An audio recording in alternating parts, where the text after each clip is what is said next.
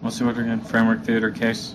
Framework, theater with speaking for others is going to be at the bottom of Okay. theater. And then I'm going to go overview on case and case. Okay.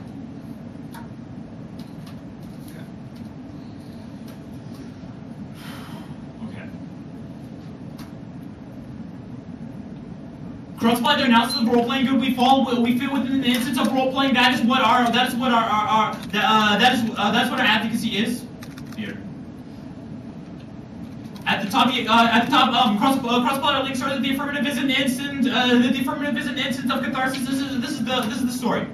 Catharsis is when the protagonist overcomes the major hurdles in the typical play. That means that when the protagonist overcomes that hurdle, both the protagonist and the audience undergo this massive psychological cleansing of all emotions. That's pity, fear, guilt, etc., which has been built up throughout the duration of the play. At the end, it leaves you with absolutely no feeling of pity or emotions after when the play is done. That is similar to the when you see how they outline all these specific harms which occur in the status quo, and how in the end you feel like you've done something to better the world, but the fact you haven't done jack shit. The fact is that after the balance sign, nothing happens, but your emotions are still purged. That means in the face of injustice, you feel like you have done something good for the world, and you have made some change. This goes dropped in the 1 AR, which is going to be problematic for them. This acts as a case turn, even if we don't win the alternative. This is still a direct turn to case, which means that you vote negative on this presumption we give you. We're the only ones giving you a clear link and impact story on this debate. They also drop the firm, which means that don't let them grant they're not able to get any offense on that at the bottom of speaking for this.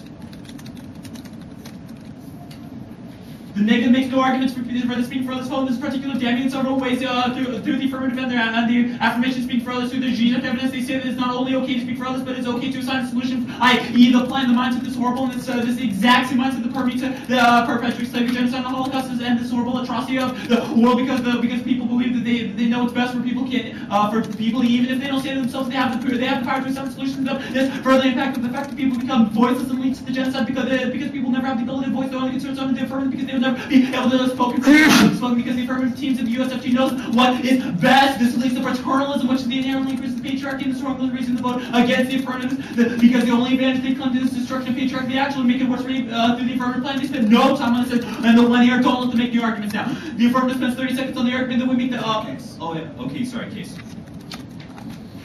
The affirmative spends 30 seconds on the arguments that we make on the case flow, and this is going to lose the debate for following reasons. Double blind, they put women in this, they are either completely powerless in order to be considered a victim and win the case in the Lucy manner, or they can never win the case. The app is pointless, and thus for the negative on presumption. The impact of this evidence is that it is impossible for women to have both their agencies and actually solve in the world with the 1 AC and the 1 AC does this forces all women to give up their humanism and destroy the agency in order to win money, to further subjectifying the idea that women and women's lives experience to only have monetary value. This never answered the Anderson evidence. Is damning. It perpetuates the idea that women are only valued as monetary symbol that only matches the fact that they never specify the arguments about this straight down.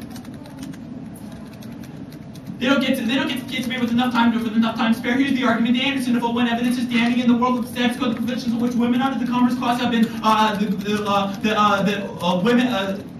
the provision which puts women under the Commerce Clause has been struck down by the Supreme Court. That means that right now they have no assignment of monetary value. Thus, we control the uniqueness on this question. And since the plan overrules on the same ground, they reify the fact that women are tokens of the monetary value. This is the problematic for a few reasons. That's our Lincoln egg. That's what upholds the patriarchy. The fact that women can be reduced to tools for the oppressors to use as their will. This is their tick.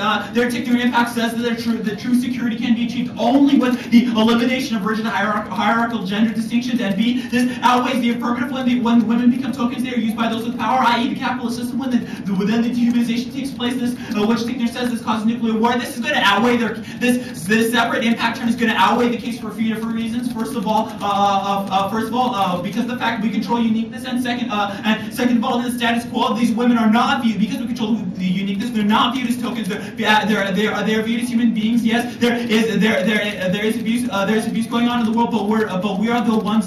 But we are not assigning we are not the ones prescribing the solution for them. But our argument here is that when they're reduced to mere tokens, in the end, the affirmative case only increases the number of abuse going on, because not only does this victimization put women back into the system of patriarchy, which I'll get to next, but in addition to that, this reestablishes their position, or reestablishes these gender hierarchies, which their own dictionary indicates is so horrible. The fact that the affirmative plan can't even solve for this is going to be a reason why you vote negative. The reason why this is worse, though, is because this happens on a greater magnitude. There are going to be more women who are going to be subjected, not only because they uphold the system of patriarchy through the depiction of women as victims, but in addition to that, they uphold them through the usage of tokens, and this creates a huge surge of women who will be thrown back into the march and not be able to speak for themselves, or not going to be able to speak for themselves. Second of all, cross-apply the Buehmiller evidence. They create this rape hierarchization, which doesn't solve anything. That means that certain rapes, such as marital rapes, occurs, will be given less priority as those rapes, as seen in the private sphere. This means that after one case is done, that they're not going to be able to solve for any advantage. This functionally acts as defense, mitigating the impacts of the affirmative plan when weighing against our case. Honestly, like their impacts against our case turns are like nil. In addition to that, their only argument is that they don't create women as objects, and that the case would be able to do so. But that's not true, because once the Supreme Court overrules this and reestablishes women under the Commerce Clause, and that puts them back in that category of simply monetary value, thus like living the same levels as like prostitutes, where they simply live to like for their money.